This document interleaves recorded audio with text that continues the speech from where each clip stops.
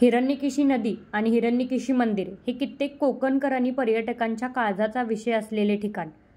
आंबोली या शांत गावात वसलेले हिरण्यकेशी मंदिर हे भगवान शिवाला समर्पित एक पूज्य हिंदू मंदिर आहे.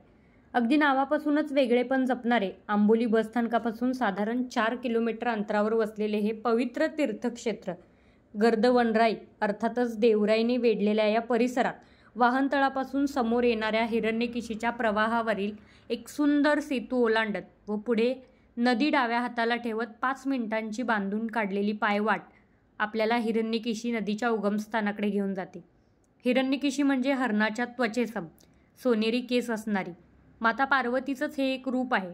माता पार्वतीचे हिरण्यकेशी स्वरूपात मंदिर या ठिकाणी आहे. जोडीला अर्थातच शंकर भगवानही हिरण्यकेश्वर रूपात विराजमान आहेत.